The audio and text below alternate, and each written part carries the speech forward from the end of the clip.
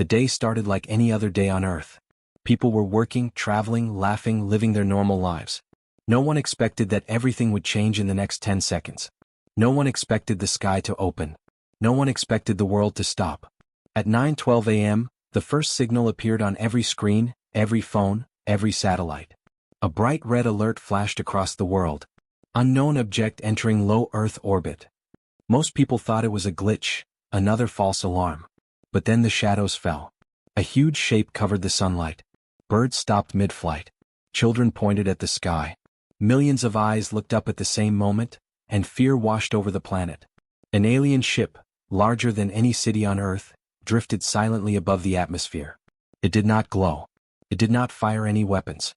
It simply hung there like a dark moon watching the planet below. Its surface looked like black metal mixed with liquid shadows. The ship had no windows, no symbols, no lights. It felt alive. And for the first time in years, Earth went completely silent. The world leaders panicked. Soldiers rushed to bases. Jets were launched, but they did not dare go too close. Scientists stared at their monitors, their hands shaking. No one knew what the ship was, or why it had come. Then everything turned stranger.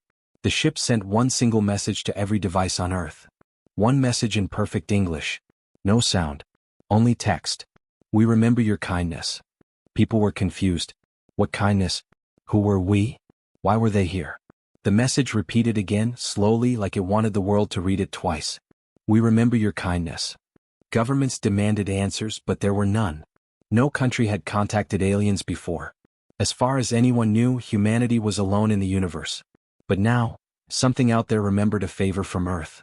Suspense wrapped around the planet like a cold hand.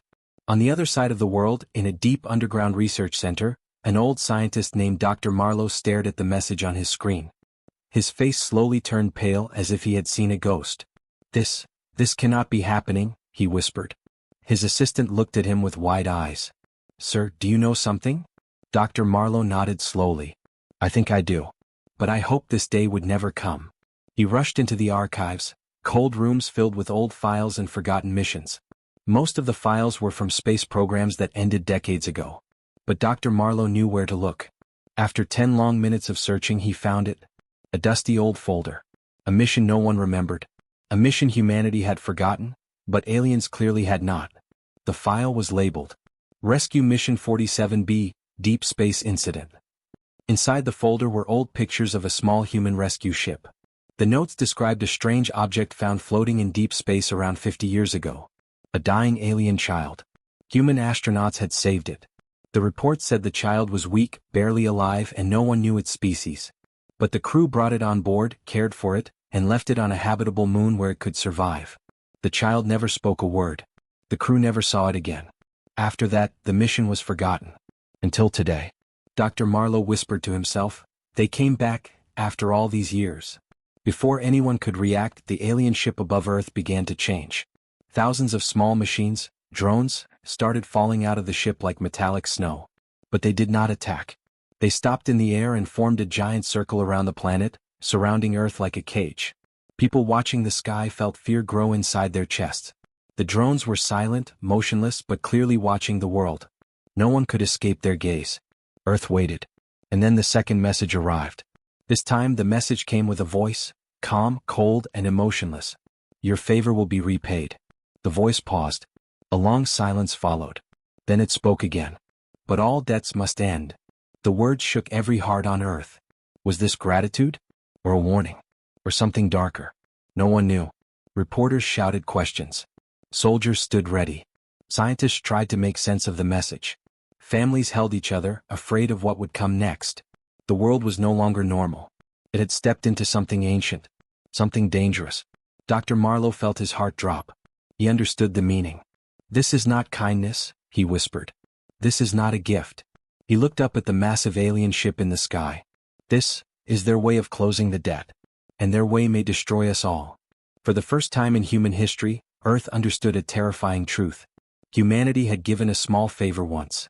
Now an alien empire had returned to repay it, in their own way. The suspense deepened. The silence grew. And the world waited for what would happen next. Because one thing was clear. When humanity remembers a favor, it brings hope. But when aliens remember, it may break everything. The alien ship remained above Earth like a silent mountain of darkness. Hours passed but no attack came. No lights, no movement, only the thousands of drones forming a metal ring around the planet. People everywhere stared at the sky with a mix of fear and disbelief. Governments tried sending messages but the aliens stayed quiet. The world waited in painful silence. Everyone wanted answers but no one had any. Then without warning a new signal appeared. A small door opened on the alien ship. A single craft, smooth, silver and shaped like a sharp arrow, drifted out from the darkness. It moved slowly, almost gracefully, heading straight toward Earth. Military forces scrambled. Fighter jets surrounded the craft, but the small ship did not react. It moved past them like they were nothing. The craft landed in the middle of the United Nations landing zone. Soldiers, scientists, and world leaders gathered around it, forming a tight circle. No one dared to breathe too loudly. The ship opened. A tall figure stepped out. He was humanoid but clearly alien. His skin glowed faintly like blue metal. His eyes were bright silver with no pupils. His armor looked alive, shifting slightly as if breathing. His face held no anger, no fear, no emotion. Everyone froze. The alien looked around the crowd, then spoke in perfect English. "I am Varric. I returned to repay the life you once saved." Gasps filled the area. Cameras zoomed in. The world held its breath. Varric continued, 50 years ago humans found me dying in deep space. You saved me. You gave me life." His voice was calm but cold, like a computer speaking through a living body. Dr. Marlowe stepped forward, hands shaking. You were the child our crew rescued?" Varric's silver eyes softened for a moment, a tiny spark of memory. "Yes, I was that child. Weak, alone, dying." Then his voice hardened again. "But I am no longer weak." Behind him, the alien mothership slowly shifted positions, like a giant beast stretching its wings. "We come to protect Earth," Varric announced. "A powerful enemy is coming. They would destroy you. So we will guard you." The words sounded good. But something felt wrong. Everyone felt it. Protection, but at what cost? A journalist shouted, "If you want to protect us, why surround our planet with drones?" Varric turned his head slowly toward the journalist. "Protection requires control. Control prevents danger." His eyes glowed brighter. "Your world is unsafe. You fight each other. You threaten yourselves. Until the danger is gone, we will maintain order." Soldiers gripped their weapons tighter.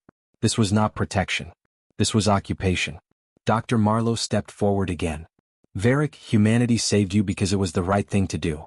We didn't ask for anything in return. We don't need your protection." Varric tilted his head slightly, the way a machine might try to understand an emotion. "You misunderstand," he said. "Where I come from, when a life is saved, a life debt is created. That debt must be repaid completely." He raised his hand toward the sky. The drones surrounding Earth began to glow. "Your planet is in danger," Varric said. "An alien empire travels through this sector. They destroy all new civilizations. If they reach Earth, you will die." World leaders looked at one another. For a moment, fear replaced anger. "Who are they?" someone asked. Varric answered, "They are called the Vretek. They destroy to expand. They take planets. They erase all life that stands in their way." He looked at Earth's leaders. "They are coming here." People whispered nervously. The danger felt real. But Varric's presence felt even more dangerous. Despite his words, despite his promise, there was something strange in his eyes. Something sharp. Something cold. Something broken. Dr. Marlowe frowned. "Varric, your people did not come only to protect us from the Vretek, did they?" Varric was silent. The drones above Earth began shifting into new positions, forming tighter circles. "We came," Varric finally said, "because the life debt must end." His words echoed through the landing zone. The debt must end. But how? And what did ending mean to his people? Varric continued, "My people do not allow unpaid debts. Gratitude is not a feeling. It is a rule. A law. A bond that cannot be broken." He looked at the humans with a strange expression, almost pity. "For 50 years, my life belonged to you. Now your safety belongs to me." Dr. Marlowe stepped closer. "And when the danger is gone, when the Vretek are defeated, will you leave?" Varric did not answer. His silence was louder than a scream. Around the planet, the drones tightened again, forming a complete cage around Earth. A new message flashed across every screen on the planet once more. Protection protocol activated. Planetary freedom temporarily suspended. People panicked. The world reacted with fear and anger. This was not a gift. This was not kindness. This was control. And Varric, the child once saved by humans, had returned as a warrior who believed humanity needed to be caged to be safe. He stared at Dr. Marlowe. "Do not fight us," Varric warned. "We are repaying your favor. You saved my life. Now I will save yours, even if I must save you from yourselves."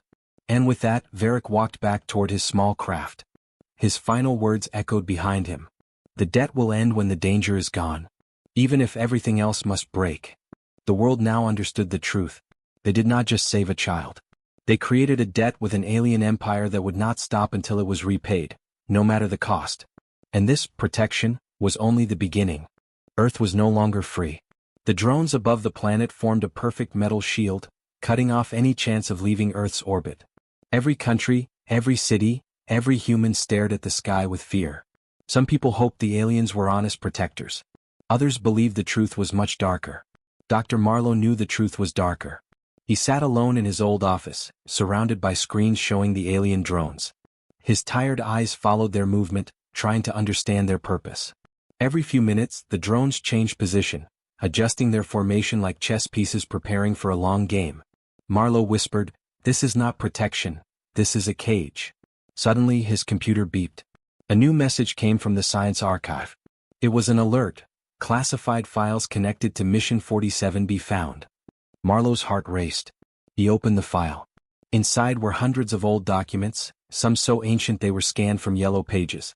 But one file stood out, a communication log between the rescue ship and the alien child species. The log revealed something terrifying. It was a translation of their culture's beliefs. A belief so powerful it controlled their entire society. A saved life is owned.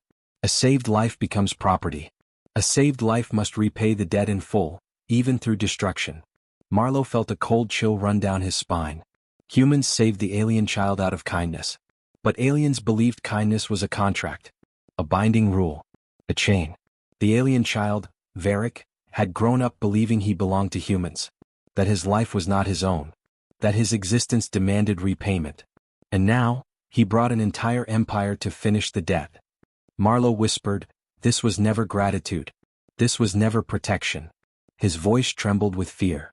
"This is forced repayment." He continued reading. Another translated page explained their final rule. A debt ends only with total balance. Balance requires sacrifice. The one who saves must be repaid equal to the value of a life. Marlowe's breathing stopped. Equal to the value of a life. Was Earth supposed to repay something too? Was Varric here to repay by saving Earth from the Vratek? Or was the debt something darker, something violent? Marlowe needed answers. He left his office and rushed through the facility to the Global Communication Center. The world's leaders were there, arguing loudly. "This is an act of war. They're protecting us. No, they're imprisoning us. We should attack the drones. If we attack, they'll destroy us." Voices crashed like waves. Then the room became silent. Varric appeared on the main screen. His silver eyes scanned the room slowly. "Humans, you are afraid." Nobody answered. Varric continued, "Fear is natural for your species, but unnecessary. We are here to protect you." Marlowe stepped forward. "Varric, why didn't you tell us the truth about your life debt culture?" Varric looked at him with mechanical calm. "It is not relevant." "It is very relevant," Marlowe said firmly. "To us, kindness is a choice. To you, kindness is a contract. A debt. A chain. Why hide that?" For a moment, Varric's expression shifted, something close to discomfort. Then he answered, "Because humans do not understand our ways. But the debt must end." Marlowe asked the question everyone feared. "What happens when the debt ends?" Varric was silent. The silence felt heavy, dangerous. Finally he said, "When the danger is destroyed and your world is safe, the debt will be balanced." His answer was vague. Too vague. And everyone knew it. Marlowe pressed again. "Balanced how, Varric? At what cost?" Varric stared at the humans, eyes glowing brighter. "Balance demands value. A life was given. A life must be returned." Gasps filled the room. "What do you mean?" a world leader shouted. Varric answered with chilling calm. "Your kindness saved me. The debt ends when I save you, even if saving you destroys everything else." The words hit harder than any weapon. The aliens didn't see humans as friends. They saw humans as debt holders. Owners. Masters who must be repaid, even if the repayment killed them all. Marlowe whispered, Varric, you think destroying the Vratek will balance the debt? Varric answered, if they threaten your lives, yes. And if they don't? Marlowe asked. Varric paused again. A debt must end, he repeated. No one liked the tone of that answer. The screen turned off suddenly, ending the conversation. The room exploded into shouting. Everyone knew now that Earth was not being protected. Earth was being controlled by an alien species that believed repayment was more important than freedom, more important than life, more important than peace. Marlowe returned to his office, his mind racing. He opened the final file in the archive. The translation described the darkest rule of their culture. If a debt cannot be repaid, the saved and the savior must fall together. Only destruction can restore balance. Marlowe sank into his chair. Varric wasn't just here to save humanity. He was here to end the debt. Even if that meant ending everything. Outside, thunder rumbled as the alien drones shifted again, tightening their grip on Earth. The sky itself felt like it was closing. For the first time in history, humanity faced an enemy created not by war, not by hatred, but by kindness. And the greatest threat to Earth was not the Vratek. It was the return of a favor misunderstood by an alien mind. Humanity had reached its breaking point. 4 days, the alien drones kept tightening their formation around Earth. Every time humans looked up at the sky, they saw floating black machines, blinking with cold silver lights. It felt like eyes were watching the whole world. The news showed empty streets, scared families, and soldiers standing ready with rifles. Tension spread across Earth like a virus. The feeling of being trapped grew heavier every hour. But something else was growing too. Anger. People were done feeling like prisoners on their own planet. Inside a huge underground base, hundreds of scientists, soldiers, and world leaders gathered for an emergency meeting. Screens showed maps, drone movements, and Varric's chilling messages replaying again and again. Dr. Marlowe stepped forward, holding the archive files tightly in his hands. We cannot wait anymore, he said. Varric's people think the debt must end, even if it means destroying our freedom. Maybe even destroying Earth. A silence fell over the room. General Lawson, a strong man with a deep voice, slammed his fist on the table. Protection? This is slavery. We are trapped on our own world. Marlowe nodded. If we do nothing, they will continue controlling every part of our lives. We need a plan. The general crossed his arms. You want war with them? Their technology is centuries ahead of ours. Marlowe replied softly, we don't need to win a war. We only need to break the cage. A scientist raised her hand. The drones are linked. They communicate constantly. If we break their connection even for a moment, the shield around Earth will collapse. General Lawson frowned. And the alien ship? It's massive. Then we hit it fast, Marlowe said. Before Varric realizes what we're doing.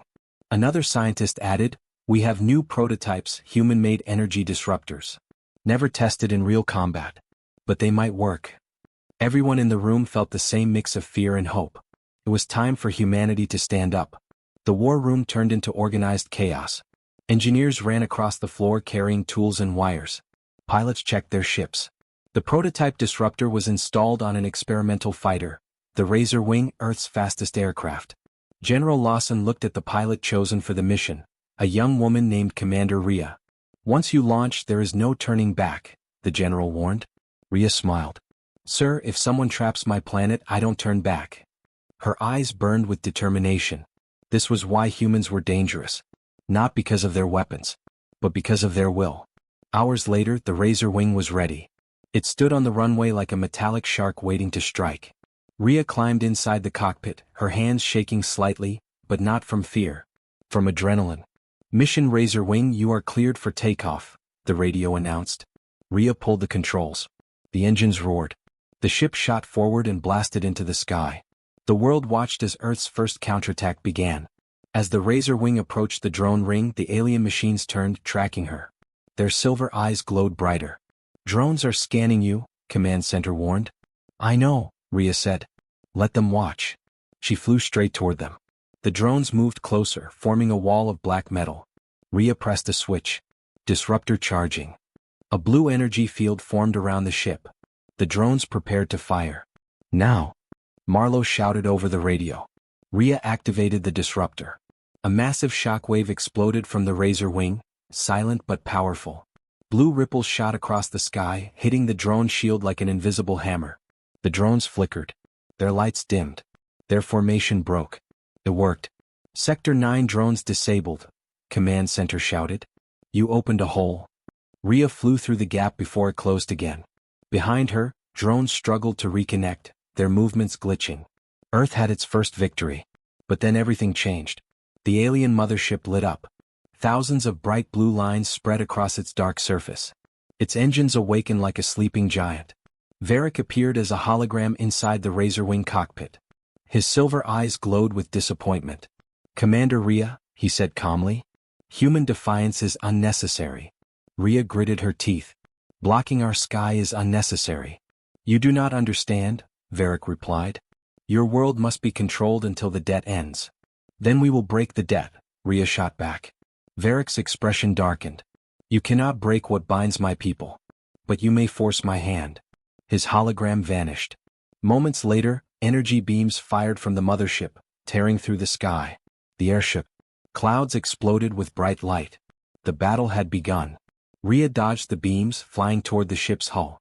The alien cannons rotated, targeting her with deadly precision. Back on Earth, people stared at the sky, watching the flashes of war. Humanity felt something powerful rise inside them. Hope. For the first time since the aliens arrived, humans were fighting back. Marlowe whispered, "This is what Varric never understood. Humans repay kindness with kindness. But when trapped."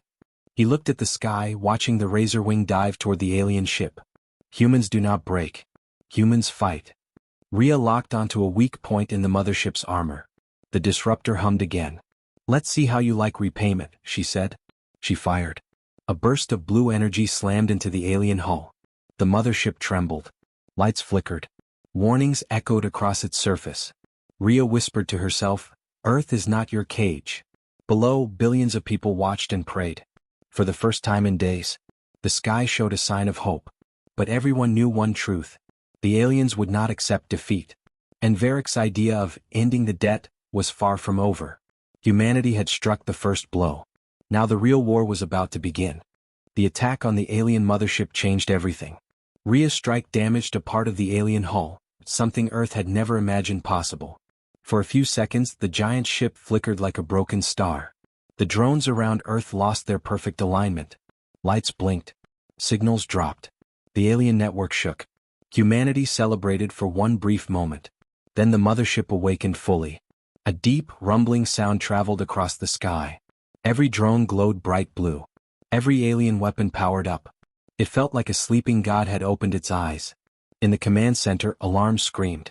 "They're charging a planet-wide weapon," a scientist yelled. General Lawson's face turned pale. "Varric is done being gentle." Dr. Marlowe whispered, "This is not protection anymore. This is preparation for destruction."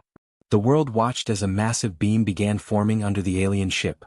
It stretched across the sky like a bright blue river, gathering energy enough to destroy a continent. Rhea, still flying near the ship, saw the beam growing. "Control, what is that?" she shouted. "Their primary cannon," a technician replied. "If it fires, Earth won't survive." Rhea's hands tightened on the controls. "Then we don't let it fire." She turned the Razorwing toward the cannon, ready to make a suicide run if needed. But before she could reach it, Varric appeared again as a hologram, taller, colder, glowing like a spirit made of metal. "Commander Rhea," he said softly, "do not force this." Rhea glared at him. "You call this protection?" "It is," Varric answered. "The Vratek are coming. I must prepare your world. If humans fight me, I must respond." "You mean destroy us," Rhea said. Varric paused. His voice lowered. "Balance must be restored. If you reject protection, the debt changes." Dr. Marlowe quickly connected to Rhea's audio. "Rhea, listen. According to their culture, if a life debt cannot be repaid, they must end both lives in the contract. The savior and the saved." Rhea's eyes widened.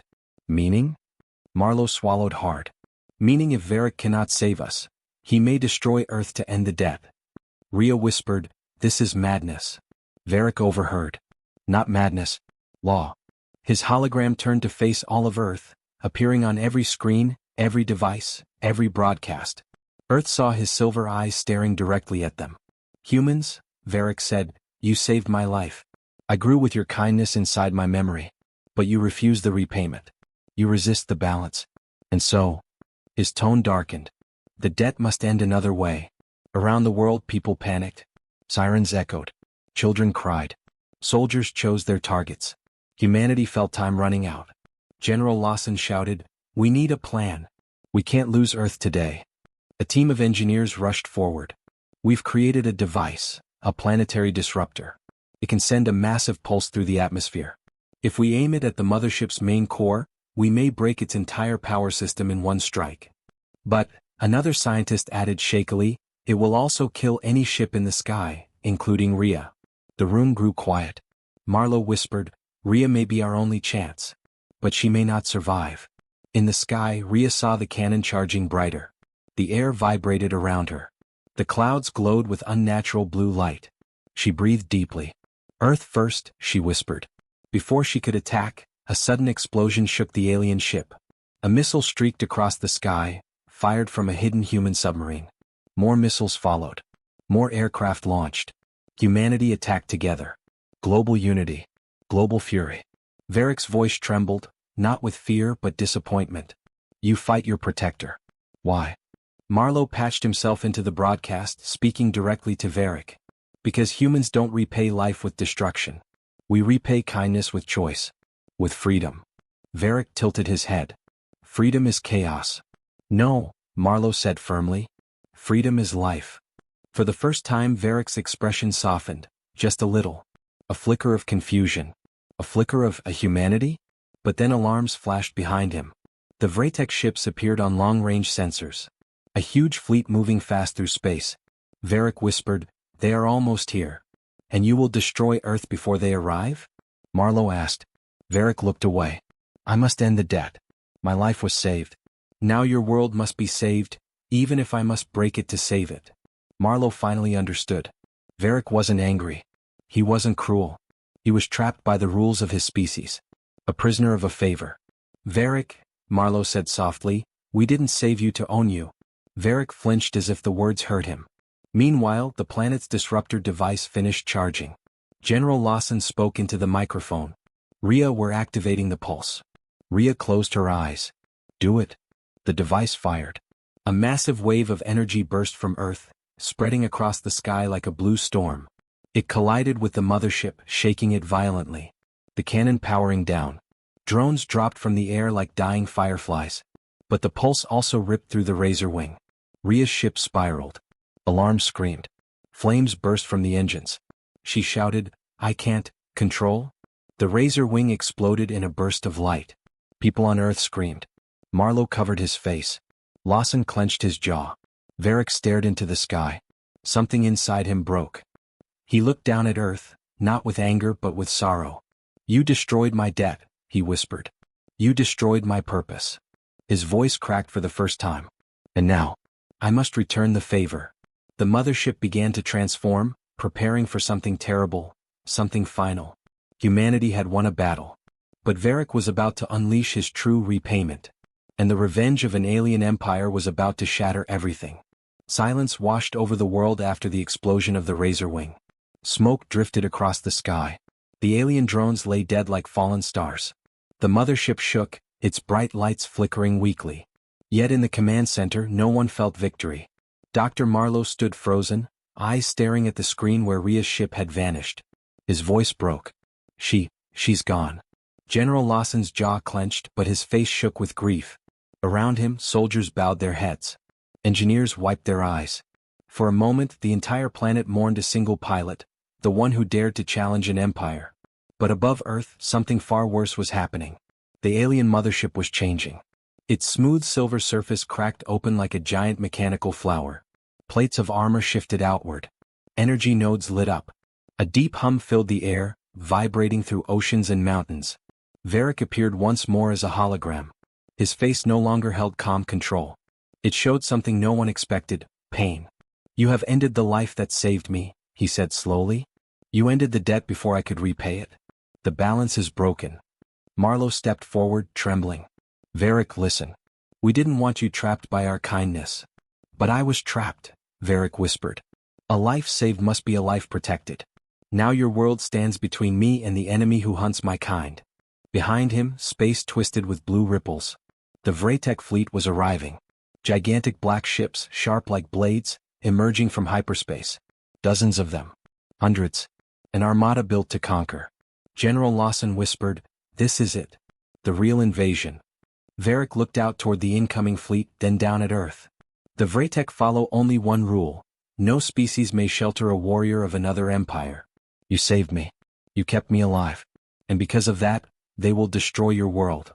A cold truth spread through the room. Earth wasn't being attacked because it was weak. It was being attacked because it was kind. Marlowe swallowed. So what will you do? Varric hesitated. He was torn between two impossible choices. Protect Earth and betray his empire. Or destroy Earth to restore the balance. For the first time, Varric seemed truly lost. Far above the world, debris drifted silently, the remains of the Razor Wing. Among them, a small emergency capsule tumbled downward, its beacon flickering weakly. Inside it, Rhea's eyes opened. She coughed, breathing in smoke. Where am I?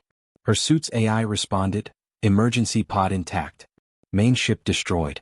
Pilot heart rate stable. Rhea groaned. Her body ached everywhere, but she was alive. And as she looked up through the cracked window, she saw the alien armada stretching across the stars. She knew instantly. This isn't over. Down below, Earth saw the Vretek ships begin charging weapons. Long black cannons glowing red like burning metal. Lawson shouted, "All stations, prepare countermeasures." But Earth's weapons were too small, too slow. Missiles would do nothing. Lasers would barely scratch the enemy ships. "We can't stop them," a scientist whispered. "Not this many." The world braced itself for destruction. Then Varric raised a hand. His voice thundered across every screen. "I will not let my debt destroy this world, even if it destroys me." With a single command, the alien mothership turned away from Earth and launched toward the enemy fleet.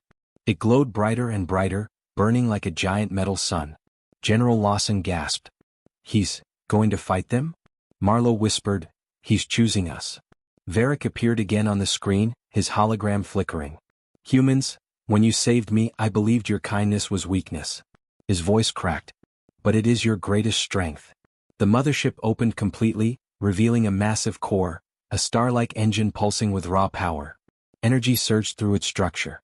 Varric continued, "I give you my final gift." Then the core detonated. A blinding white explosion engulfed the sky. The shockwave shredded through the Vretek fleet. Ships collapsed inward, torn apart like paper. Fire washed across space, burning away everything. The world watched in stunned silence as the enemy armada was completely destroyed. When the light faded, nothing remained of the alien mothership. Varric was gone. He had saved humanity at the cost of his own existence. Marlowe lowered his head. "Goodbye, Varric." Even Lawson wiped away a tear. The command center fell silent. Until a voice crackled through the speakers. "Control, this is Rhea. I'm alive." Cheers exploded across the room. People cried, laughed, hugged each other. Earth celebrated not only survival, but a miracle. A few hours later, Rhea was rescued from the Pacific Ocean. Exhausted and bruised, she stood before the command center windows, watching the last pieces of alien debris drift through the sky. Marlowe stepped beside her.